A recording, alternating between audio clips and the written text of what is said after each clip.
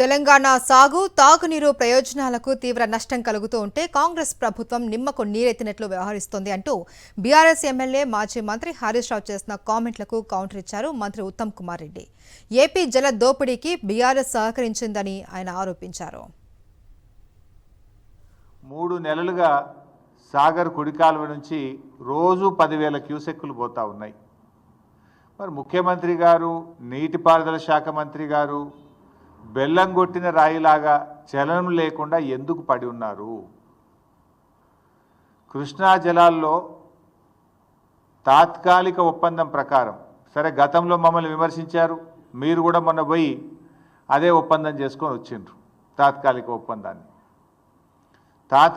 ఒప్పందం ప్రకారంగా ఆంధ్రప్రదేశ్ వాటా 512 టీఎంసీలు, కానీ ఇప్పటికే ఆంధ్రప్రదేశ్ 657 టీఎంసీలు తీసుకుపోయింది.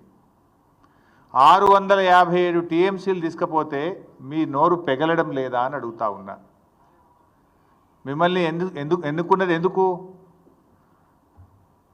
రాష్ట్ర హక్కులను ఆంధ్రప్రదేశ్కు తాకట్టు పట్టడానికి మిమ్మల్ని రాష్ట్ర ప్రజలు ఎన్నుకున్నారా? గడిచిన 25 రోజుల్లోనే 60 టీఎంసీల నీళ్లు తరలించారు. అంటే దాదాపు రోజుకు 2 టీఎంసీలు నీళ్లు పోతా ఉన్నాయి. అంటే తెలంగాణ నీటి ప్రయోజనాలు కాంగ్రెస్ ప్రభుత్వానికి పట్టవా? ఇలా మీ నిర్లక్ష్యం తెలంగాణ పాలిట పెను శాపం కాబోతా ఉంది. 10 ఏళ్ల పాటు వీళ్ళు అధికారంలో ఉండి కనీసం టెలిమెట్రీ ఇన్స్ట్రుమెంట్స్ పెట్టలేకపోయినరు.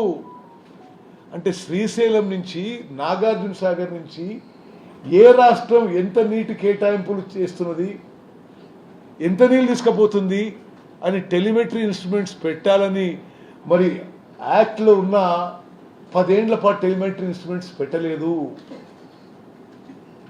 ఆంధ్రప్రదేశ్ జల దోపిడీకి సహకరించిండ్రు. మేము డైరెక్ట్గా కేంద్ర ప్రభుత్వానికి నేనే ప్రతిపాదన ఇచ్చినా, ఆంధ్రప్రదేశ్ బడ్జెట్ ఇచ్చినా ఇవ్వకున్నా తెలంగాణ ప్రభుత్వం మొత్తం 10 కోట్లైనా 20 కోట్లైనా మేము ఆ బడ్జెట్ మేము భరిస్తాం. శ్రీశైలం బ్యాక్ వాటర్స్లో కానీ, శ్రీశైలంలో కానీ, కృష్ణానది మీద, నాగార్జున మరి ఇమ్మీడియట్గా టెలిమెట్రీ ఇన్స్ట్రుమెంట్స్ పెట్టాలని చెప్పి మేము చేయడం జరిగింది. వాళ్ళు ఏం చేయలేదు ఆ విషయంలో.